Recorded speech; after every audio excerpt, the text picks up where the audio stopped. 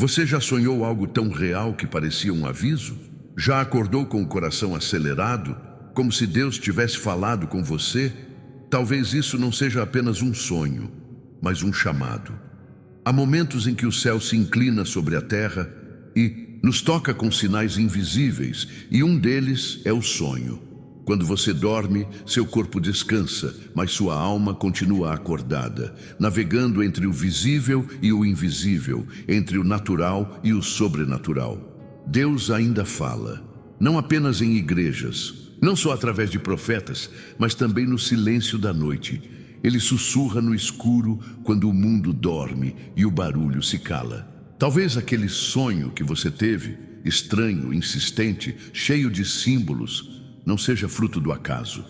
A Bíblia está cheia de histórias onde Deus usou sonhos para advertir, revelar e consolar. José sonhou com seu futuro e foi traído antes de ver a promessa cumprir. O faraó sonhou com vacas magras e gordas, e o destino do Egito foi salvo. José, marido de Maria, ouviu do anjo em sonho: fuja para o Egito. E assim o menino Jesus foi protegido da morte. Sonhos são mais que imagens, são mensagens. Você pode estar ignorando um sinal, uma direção, uma proteção. Às vezes, o que você chama de pesadelo é uma guerra espiritual pela sua alma. Outras vezes, o que parece confuso é o Espírito tentando te mostrar o que seus olhos ainda não veem. Por isso, não trate seus sonhos como lixo da mente. Trate-os como cartas seladas do céu. E se você tem tido o mesmo sonho várias vezes, isso é ainda mais sério. Deus confirma sua palavra pela repetição. Talvez seja a hora de parar, orar e perguntar: Senhor, o que queres me mostrar? Porque ignorar um sonho divino é como recusar um presente de alerta. E quantas vezes Deus tentou te avisar, mas você acordou e seguiu como se nada tivesse acontecido? Hoje isso muda. Hoje você decide prestar atenção. Os sonhos são sementes. Alguns florescem com entendimento, outros se perdem por falta de atenção. Você precisa anotar, orar, discernir. Deus pode te estar avisando de um perigo, de uma oportunidade, de uma escolha errada. Pode estar revelando algo oculto ou alguém que não é o que parece. Os sonhos às vezes chegam antes da realidade. Eles anunciam o que está por vir. Quando você ignora o sonho, você pode atrasar o plano. Quando você ouve, você se alinha ao propósito. Talvez aquele sonho em que você caía sem fim era sobre perda de controle. Ou aquele em que você fugia, mas não conseguia correr, era sobre medo e paralisia emocional. Talvez aquele rosto desconhecido falando com você era um anjo. Ou aquela voz que dizia: não vá por esse caminho, era o próprio Deus tentando te poupar. Nada é por acaso. O mundo espiritual é real. Você vive nele mesmo sem ver. Mas Deus, em sua misericórdia, te mostra sinais no sono. Ele quer te salvar, não apenas da morte, mas de erros, enganos, relacionamentos tóxicos, decisões impulsivas. Ele quer te conduzir, e os sonhos são mapas ocultos. Não ignore o que te inquieta, não despreze o que te persegue noite após noite. O que você sonha pode ser o que você precisa entender. Hoje, antes de dormir, ore, peça clareza, diga: Senhor, fala comigo enquanto durmo, revela-me o que eu preciso saber. Abre meus olhos espirituais mesmo em meio ao sono, e ao acordar, escreva. Mesmo que pareça desconexo, anote. Depois ore de novo. Deus vai ligar os pontos. Ele vai te mostrar. Ele não quer te confundir. Ele quer te preparar. Mas ele só revela segredos aos que o buscam em espírito. Deus falou com Daniel, com Elias, com Salomão. E ele ainda fala. Ele quer falar com você. Mas você precisa ouvir. Não é com os ouvidos do corpo, é com o espírito. Quando você dorme, o céu pode se abrir. E o que você vê nos sonhos pode ser o que vai te guiar na vigília. Se Deus está tentando falar com você, não endureça o coração. Não chame de bobagem o que pode ser salvação. Agora, feche os olhos, respire fundo e deixe esta verdade entrar. Deus ainda fala e talvez ele já tenha falado com você no silêncio da noite, tentando impedir o avanço do propósito de Deus na vida dessa pessoa. Essa guerra mental se manifesta de diferentes formas. Às vezes, são pensamentos de autocondenação que surgem logo após momentos de intimidade com Deus. Outras vezes, são preocupações excessivas que roubam o sono e a paz. Há ainda os ataques de desânimo que aparecem justamente quando a pessoa está prestes a dar um passo importante na fé. O que torna essa batalha ainda mais desafiadora é que ela acontece em silêncio. Ninguém ao redor percebe a guerra que está sendo travada na mente do escolhido. Externamente, tudo pode parecer normal, mas internamente há uma luta constante pela paz mental e pela clareza espiritual. A segunda dimensão dessa guerra espiritual acontece no campo dos relacionamentos. Os escolhidos de Deus descobrem que suas relações passam por transformações profundas, nem sempre fáceis de entender ou aceitar. Pessoas que antes eram próximas começam a se afastar. Surgem conflitos em lugares onde antes havia harmonia. E até mesmo dentro da própria família podem aparecer tensões inexplicáveis.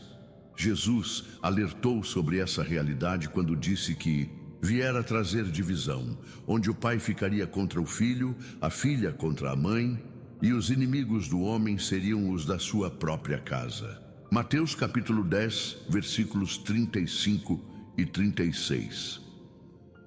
Essa não é uma palavra de desarmonia, mas uma explicação profética sobre o que acontece quando alguém escolhe seguir verdadeiramente a Deus. O que muitos não compreendem é que essa transformação nos relacionamentos não acontece por escolha da pessoa, mas como consequência natural de uma mudança de valores e prioridades.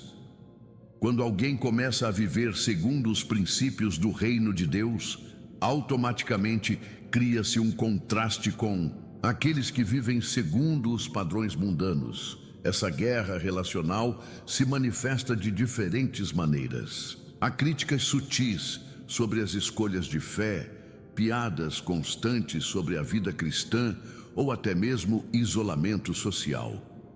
Amigos podem parar de convidar para certas atividades, familiares podem questionar decisões que antes eram apoiadas e colegas de trabalho podem criar um ambiente hostil. O mais doloroso nessa guerra é que ela atinge o coração humano no seu ponto mais sensível, a necessidade de pertencimento e aceitação. Os escolhidos se veem divididos entre manter relações que não edificam sua fé ou aceitar o isolamento temporário que o crescimento espiritual pode trazer. Mas há uma promessa poderosa por trás dessa dor. Deus não remove pessoas da vida, dos seus escolhidos para deixá-los sozinhos, mas para fazer espaço para relacionamentos que verdadeiramente contribuam para o propósito divino. É um processo de refinamento relacional que, embora doloroso, resulta em conexões mais profundas e significativas. A terceira dimensão da guerra espiritual que os escolhidos enfrentam acontece no campo das circunstâncias. Problemas que antes eram esporádicos passam a surgir com uma frequência que parece sobrenatural. Dificuldades financeiras aparecem justamente quando a pessoa decide dizimar fielmente. Problemas de saúde surgem em momentos de maior crescimento espiritual ou oportunidades importantes são bloqueadas sem explicação aparente. Essa não é paranoia espiritual, mas uma realidade bíblica bem documentada. O profeta Daniel experimentou essa guerra quando decidiu manter seus hábitos de oração mesmo sob ameaça.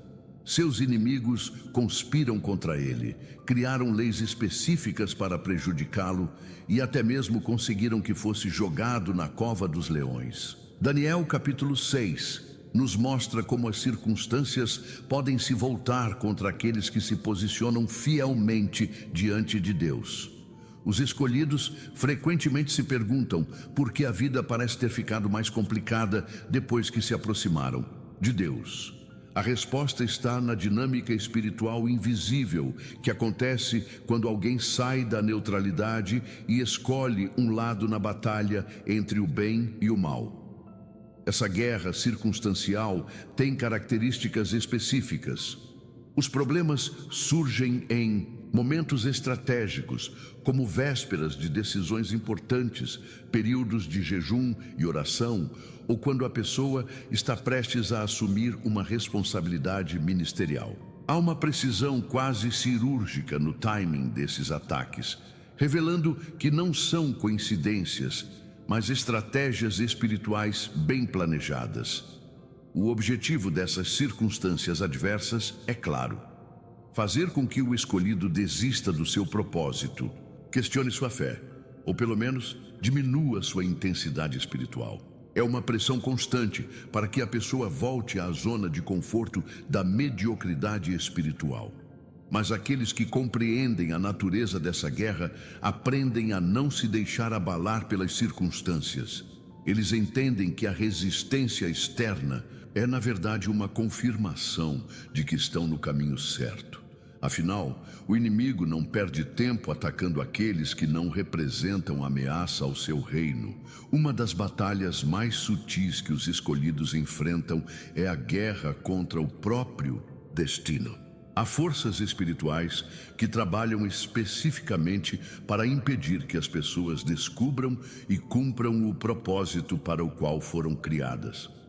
Essa é talvez a guerra mais estratégica de todas, porque se o inimigo conseguir impedir que alguém cumpra seu destino, terá neutralizado uma ameaça permanente. Essa guerra se manifesta através do desencorajamento sistemático. Toda vez que o escolhido tem uma revelação sobre seu propósito, surgem vozes internas e externas dizendo que ele não tem capacidade, que está sonhando alto demais, ou que deveria se contentar com uma vida mais simples e segura. O rei Davi enfrentou essa guerra durante anos. Mesmo depois de ter sido ungido por Samuel para ser rei, ele passou um longo período fugindo, se escondendo e enfrentando situações que pareciam contradizer completamente a promessa que havia recebido. 1 Samuel capítulo 16 mostra a unção, mas os capítulos seguintes revelam a guerra que Davi teve que travar para chegar ao trono. Os escolhidos frequentemente se veem em situações similares. Recebem uma visão clara do que Deus quer fazer através de suas vidas, mas depois enfrentam anos de preparação que mais parecem retrocesso. É uma guerra psicológica intensa, onde a fé no propósito divino é constantemente testada pelas circunstâncias aparentemente contrárias. Essa batalha inclui também os ataques contra a autoestima e a confiança. O inimigo sabe que se conseguir fazer o escolhido duvidar do seu valor e capacidade, terá vencido metade da guerra. Por isso surgem comparações com outras pessoas, sentimentos de inadequação e uma voz interna constante dizendo que outros são mais qualificados para cumprir aquela missão. A guerra contra o destino também se manifesta através de oportunidades falsas. O inimigo oferece caminhos mais fáceis, atalhos que prometem sucesso rápido ou propostas que desviam a pessoa do seu verdadeiro propósito. São distrações estratégicas que podem fazer com que o escolhido perca anos seguindo direções erradas. A quinta dimensão dessa guerra acontece no campo completamente invisível, mas não menos real. Os escolhidos de Deus se tornam alvos diretos de ataques espirituais que não podem ser explicados pela lógica natural. São perturbações no sono, opressões inexplicáveis, sensações de peso espiritual e até mesmo manifestações sobrenaturais negativas. O apóstolo Paulo tinha plena consciência dessa realidade quando escreveu que nossa luta não é contra carne e sangue, mas contra principados, potestades e hostes espirituais da maldade nos lugares celestiais. Efésios capítulo 6, versículo 12. Essa passagem revela que existe um conflito acontecendo em dimensões que nossos olhos físicos não conseguem ver. Essa guerra invisível se manifesta de diferentes formas. Há momentos em que o escolhido sente uma opressão espiritual sem motivo aparente, como se houvesse um peso sobre sua vida.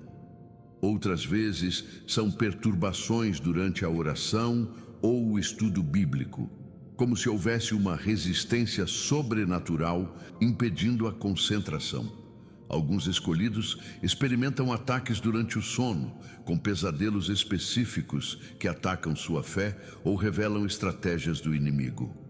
Outros sentem uma presença maligna em determinados ambientes ou situações. Há ainda aqueles que percebem uma oposição espiritual clara quando estão prestes a tomar decisões importantes para o reino de Deus. O que torna essa guerra particularmente desafiadora é que ela não pode ser combatida com armas naturais. Não adianta tentar resolver essas situações apenas com força de vontade, medicamentos ou mudanças de ambiente. É uma batalha que precisa ser travada no campo espiritual, com as armas espirituais que Deus disponibilizou. A boa notícia é que os escolhidos não estão desamparados nessa guerra. Eles têm à disposição toda a armadura de Deus, descrita no mesmo capítulo de Efésios, que inclui o cinto da verdade, a couraça da justiça, o escudo da fé, o capacete da salvação e a espada do Espírito, que é a palavra de Deus. Existem sinais claros que indicam quando alguém está vivendo essa guerra espiritual constante.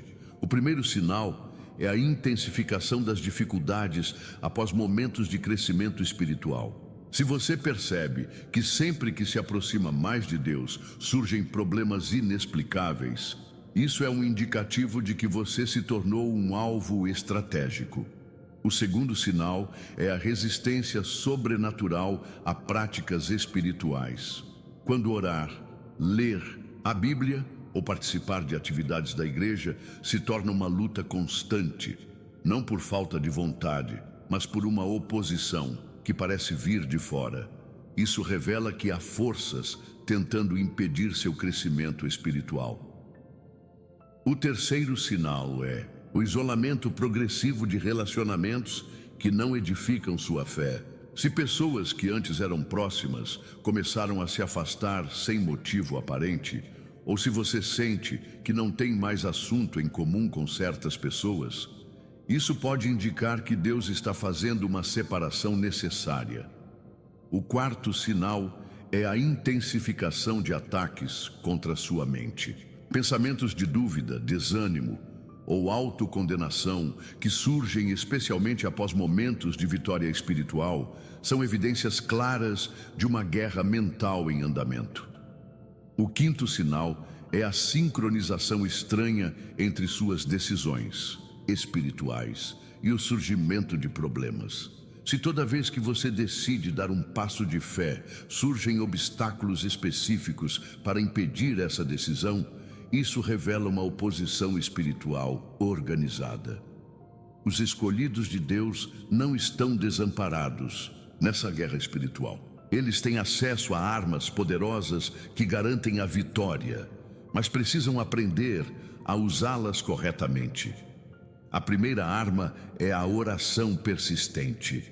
Não orações mecânicas ou repetitivas, mas comunicação genuína e constante com Deus, especialmente em momentos de batalha intensa. Jesus ensinou sobre o poder da oração persistente através da parábola da viúva importuna que insistiu com o juiz até conseguir justiça. Lucas capítulo 18, versículos 1 a 8. Essa história revela que há situações que só são resolvidas através da oração constante e determinada.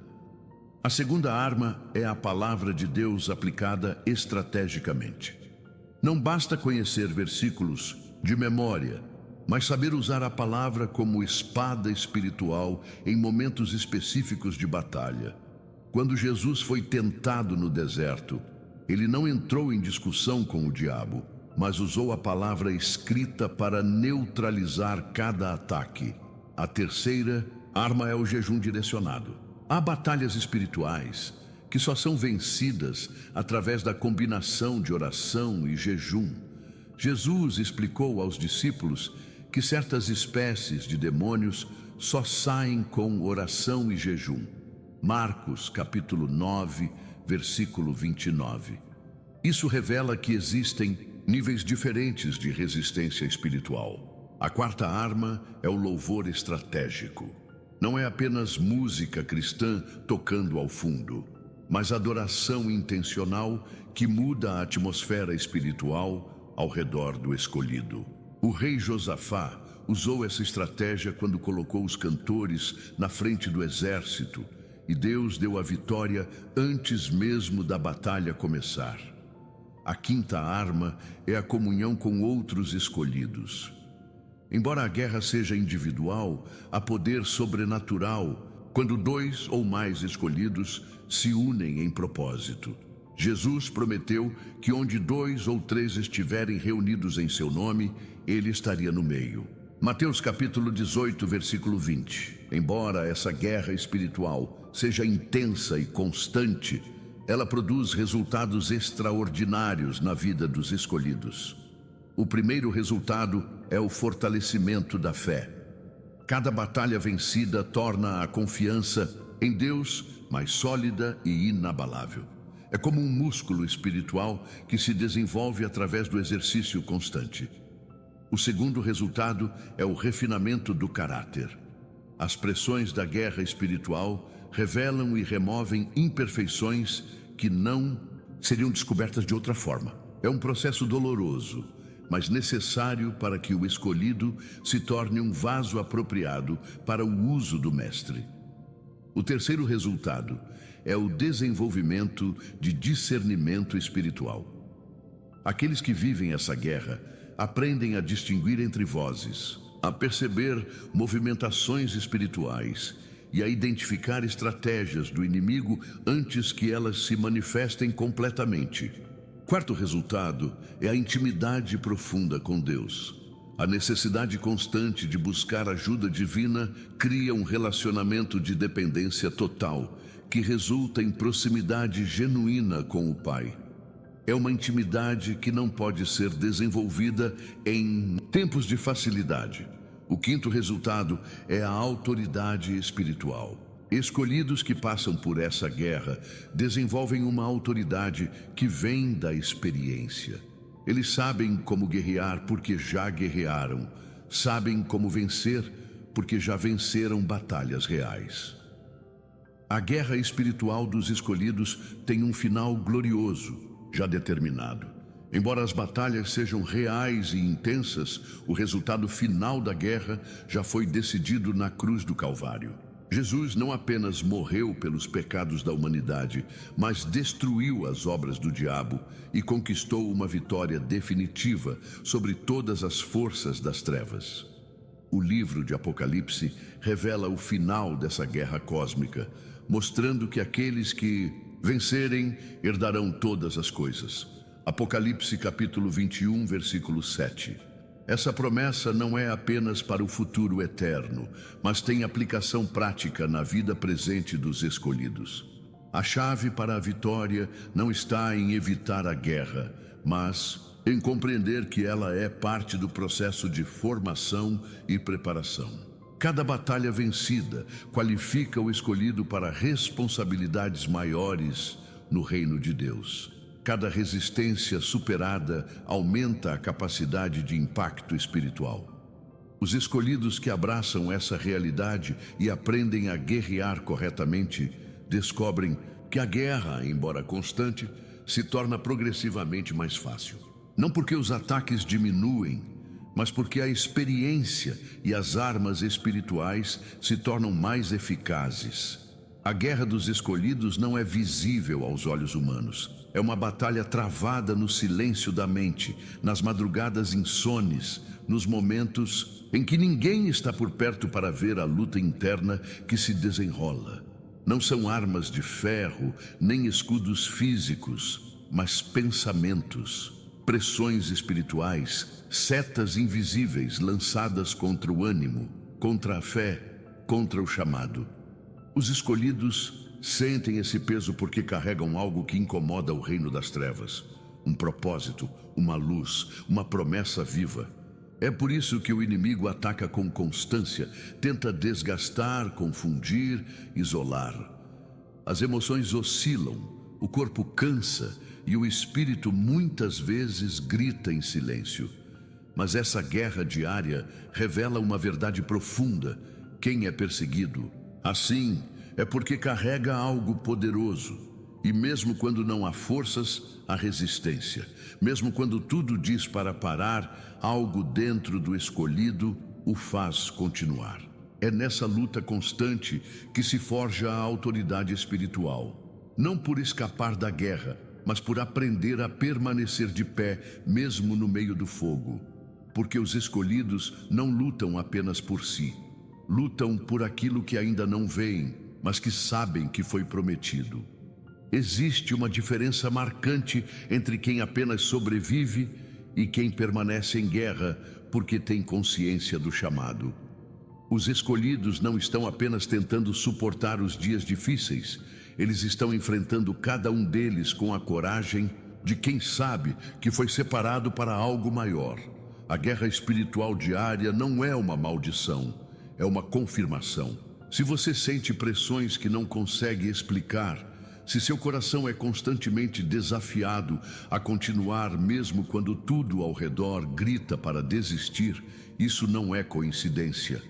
É o reflexo da tensão entre a promessa de Deus sobre sua vida e a resistência do inimigo que tenta impedi-la. Os escolhidos não passam despercebidos no mundo espiritual. Seus passos provocam reações, sua presença incomoda ambientes, suas palavras carregam peso, mesmo quando faladas em tom baixo. Essa guerra, apesar de dura, é sinal de que há movimento nos céus ao seu respeito. E quem continua em meio a isso está sendo treinado, moldado e espiritualmente afiando uma autoridade que não se conquista na calmaria, mas no campo de batalha. Os escolhidos sentem dores que não conseguem explicar. Vivem dias onde o silêncio de Deus parece ensurdecedor, e mesmo assim continuam. Porque no íntimo do seu espírito existe algo que os empurra adiante. Uma certeza que não veio do mundo, mas do próprio céu. Você está em guerra porque carrega uma missão. E quanto maior o peso dessa missão, mais intensas serão as investidas contra você. Só que o que poucos entendem é que essa guerra não é sinal de fraqueza, e sim de propósito. O inimigo não desperdiça energia com quem não ameaça seus planos. Ele ataca os que têm luz suficiente para expor as trevas, os que carregam palavras que podem libertar, os que mesmo cansados continuam orando, acreditando, caminhando. Se você sente essa luta todos os dias, entenda, não é que você esteja fora do caminho. É justamente porque está nele que os ataques vêm com tanta frequência, mas nenhum soldado é testado por acaso. Cada luta é uma camada a mais de preparo. Cada dor é uma rachadura por onde a glória de Deus escapa para o mundo. E quem suporta essas batalhas silenciosas está sendo alinhado com algo eterno. Quando o escolhido permanece firme, mesmo sangrando por dentro, o céu inteiro testemunha sua fidelidade. Não é à toa que a guerra se intensifica justamente nos dias em que seu espírito começa a brilhar mais forte.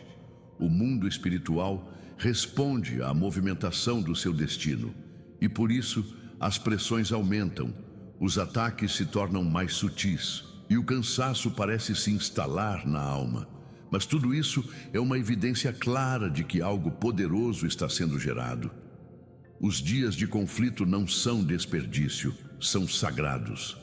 Porque em meio a eles, Deus não apenas molda sua resistência, mas revela sua presença de formas que só os que passam pela guerra conseguem perceber. Você começa a entender a linguagem do céu nos detalhes, no silêncio que consola, no tempo de espera que amadurece, na lágrima que se transforma em oração. A guerra diária que você vive não está te destruindo, está te refinando. Você não está sendo ignorado, está sendo treinado. Deus não está em silêncio porque te esqueceu, mas porque te confiou um território onde poucos têm coragem de pisar. Você está sendo conduzido a um nível onde as batalhas já não te assustam, mas te posicionam. Onde a dor já não te paralisa, mas te empurra. E onde a guerra já não te confunde, mas te revela. Quem é escolhido não desiste, porque entende que existe um propósito até na tempestade. E quanto mais escura a noite, mais forte brilha a chama que o Senhor acendeu dentro de você. Esse fogo não se apaga.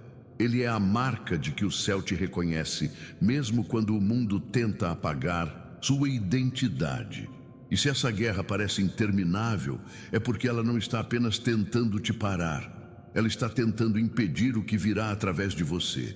O inimigo não investe em quem está parado. Ele se levanta contra aqueles que carregam um impacto eterno.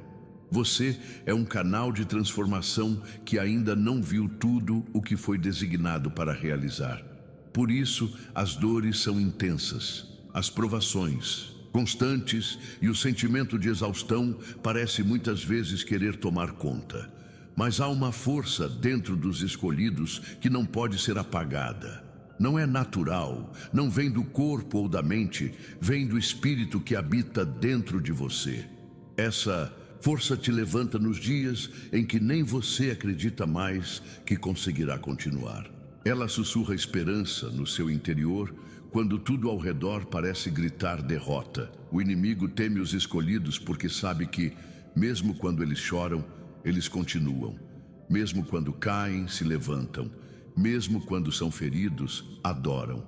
É por isso que você sente uma resistência diferente, uma guerra que parece não dar trégua, porque sua existência representa uma ameaça para as trevas. Só o fato de você ainda estar de pé já é uma afronta ao inferno. E quanto mais você avança, mesmo mancando, mais o céu se move a seu favor. A guerra que você vive não é castigo, é confirmação. Confirmação de que você foi separado para viver algo que muitos jamais alcançarão. Você está enfrentando batalhas que nem mesmo consegue explicar, e há momentos em que sente que ninguém entende o peso que carrega. Mas Deus entende. Ele te observa quando ninguém mais vê, ele recolhe cada lágrima como uma semente plantada em solo santo. E cada dor que você atravessa está construindo algo eterno, invisível agora, mas glorioso no tempo certo. Você não foi deixado nesta guerra sem propósito. Você foi posicionado nela para ser prova viva de que a vitória dos céus sempre se manifesta, mesmo nos campos mais difíceis. O seu cansaço não será em vão. A resistência que você está desenvolvendo será exatamente o que te sustentará quando o tempo da colheita chegar. Você não está sendo destruído, está sendo preparado, porque os escolhidos não apenas sobrevivem à guerra, eles se tornam mais fortes nela. Chegamos ao fim de mais um vídeo e a verdade sobre essa guerra espiritual está clara. Se você tem sentido essa batalha constante, isso não é sinal de fraqueza, mas evidência de que você foi escolhido para algo maior. Cada guerra que você enfrenta está moldando você para um propósito que vai além do que você imagina. Os escolhidos de Deus não vivem uma vida fácil, mas vivem uma vida vitoriosa. Agora é sua vez de agir. Se você se identificou com essa realidade, compartilhe este vídeo com alguém que também está nessa guerra. Se ainda não se inscreveu, faça isso agora e ative o sininho. Comente abaixo contando qual dessas frentes de batalha você mais reconhece em sua vida. Lembre-se, você não está sozinho nessa guerra e a vitória já está garantida. Mantenha-se firme, continue guerreando, porque os melhores dias estão chegando. Deus abençoe a todos e até o próximo vídeo.